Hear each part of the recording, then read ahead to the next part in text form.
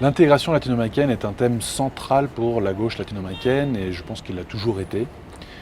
Ça remonte à les luttes d'indépendance en Amérique latine, les Bolivar et d'autres précurseurs de notre indépendance disaient toujours « divisés, nous serons victimes des impérialismes et des colonialismes ». À l'époque, évidemment, il y avait des grands empires. Alors qu'unis, nous pourrons résister, nous pourrons être souverains. Donc ça remonte vraiment à cette époque-là. Et la tradition de la gauche latino-américaine a toujours été de défense de l'intégration. Je pense que ce n'est pas seulement un idéal historique, hein, c'est pas seulement la patria grande, comme on dit en Amérique latine. Je pense que ça a aussi à voir avec des choses très concrètes, des aspects économiques, productifs, qui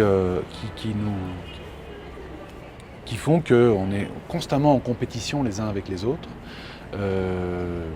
Dans notre économie agricole tropicale, ça a été terrible. Hein. La compétition, par exemple, entre l'Équateur et la Colombie, c'est toujours basé sur avoir une main-d'œuvre précarisée, avec des salaires de plus en plus modestes, pour pouvoir être plus compétitif. Donc un jour, l'Équateur baissait les salaires des travailleurs dans les plantations bananières. Le lendemain, le Colombie faisait de même pour être plus compétitif. Une sorte de course vers le bas. La devise de l'Empire britannique était « divise et tu régneras », et je crois qu'on l'a vraiment senti en Amérique latine. Donc, évidemment, c'est une cause très importante de la gauche. On le voit dans nombreux secteurs, dans le secteur de la culture, par exemple. Nous sommes encore des consommateurs de toute l'industrie culturelle nord-américaine, Hollywood, etc. Alors, il y a des choses bien, Hollywood, mais c'est sûr qu'on nous vend le rêve américain. Et c'est notre manque d'intégration, le fait qu'ici en Équateur on ne voit pas de films, on voit très peu de films argentins, brésiliens, colombiens, etc. et vice-versa, qui fait que nous ne soyons pas souverains, nous n'ayons pas parfois même d'identité commune latino-américaine, de conscience latino-américaine, etc., etc. Donc il me semble une grande priorité, surtout pour une Amérique latine qui essaie de s'émanciper et qui qui cherche son rôle, un rôle progressiste et un rôle de changement de paradigme dans le monde, de pouvoir arriver à cette intégration.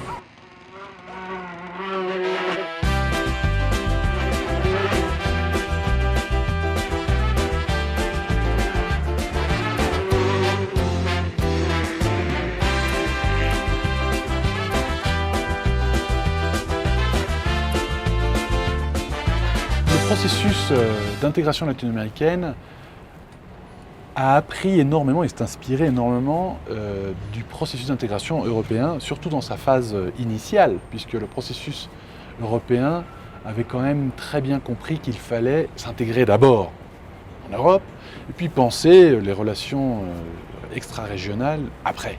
C'est évident qu'on ne va pas pouvoir s'intégrer en Amérique latine si on continue à signer des traités de libre-échange avec des différentes puissances. Ce n'est pas compatible. Je veux dire, il faut prioriser les relations régionales au point de vue commercial, au point de vue politique. Peut-être un jour après, quand on est fort, penser en tant que bloc, en tant qu'Amérique latine, en tant qu'Amérique du Sud, nos relations avec le monde. Mais je pense que l'intégration de l'Union européenne, petit à petit, s'est néolibéralisée. On a vu que c'est devenu, surtout dans les dernières années, une intégration du grand capital, des puissants de ce monde, et pas forcément une intégration des peuples. Et cette erreur-là, on ne veut pas la répéter en Amérique latine. On sait que l'intégration régionale latino-américaine ne marchera pas si elle ne compte pas de l'appui des peuples latino-américains. Ce sont les peuples latino-américains qui doivent croire en cette intégration latino-américaine et sentir les bénéfices de cette intégration. Parce que sinon, on retourne vers une sorte de chauvinisme nationaliste régional qui fait qu'on se divise une fois de plus, et si on se divise une fois de plus, on devient beaucoup plus vulnérable. Donc c'est fondamental que les peuples, que nos processus politiques accompagnent cette intégration latino-américaine pour qu'on sente que ça soit vraiment une intégration qui bénéficie de la justice sociale, qui fait que nous ayons des pays de plus en plus orientés vers le buen vivir, le bon vivre, vers la vraie liberté des peuples qui se base évidemment sur l'égalité des opportunités. Porque aquí en Mar del Plata está la tumba del Arca, la tumba del Arca. Esos son nuestros procesos. Esos son procesos de reforma, son procesos revolucionarios. Arca, Arca, al carajo.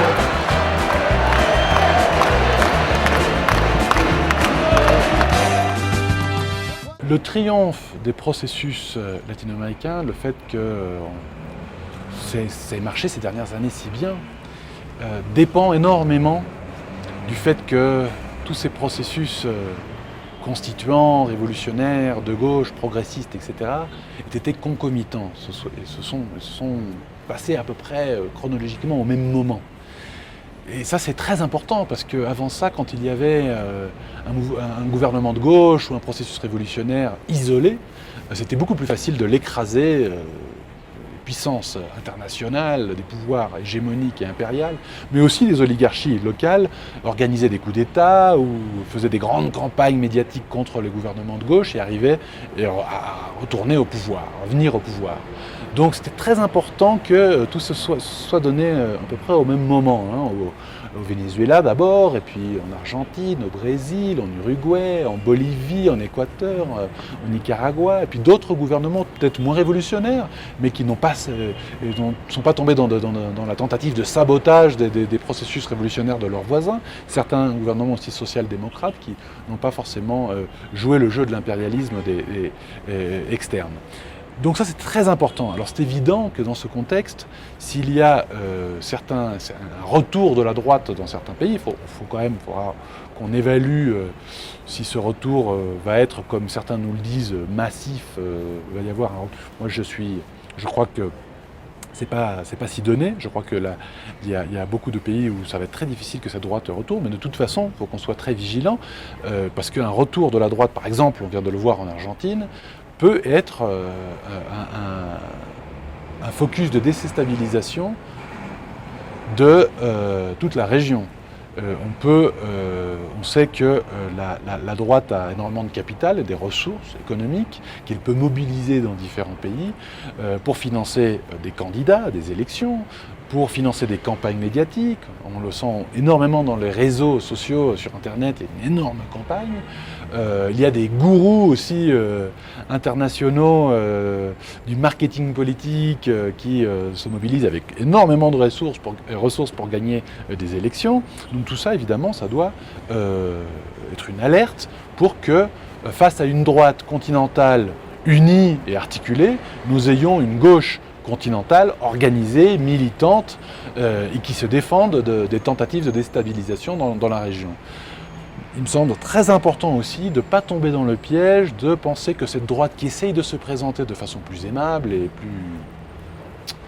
peut-être pas plus populaire, mais moins extrémiste, qui essaie de se présenter comme une option de centre droit, ne pas tomber dans ce piège. Moi je sens vraiment que la droite qui essaye de revenir au pouvoir est une droite idéologique, une droite qui va absolument mettre terme à ces années de progressisme, de gauche, de révolution qu'on avait vu en Amérique latine, et qui veut retourner au vieux néolibéralisme qui a fait tant de mal à l'Amérique latine. Donc c'est très important qu'on ait une vigilance populaire en Amérique latine et dans le monde en général, et qu'on ne se trompe pas. Il faut absolument que la gauche soit unie, parce que quand la gauche n'est pas unie, c'est là que la droite peut rentrer à travers d'élections ou à travers aussi de coups d'État ou d'autres mécanismes. Je pense qu'il y a très peu de scrupules. Il ne faut pas oublier, comme on dit en Amérique latine, el pueblo unido jamás será vencido. Le peuple uni n'est jamais vaincu, et je crois que c'est le moment de le prouver.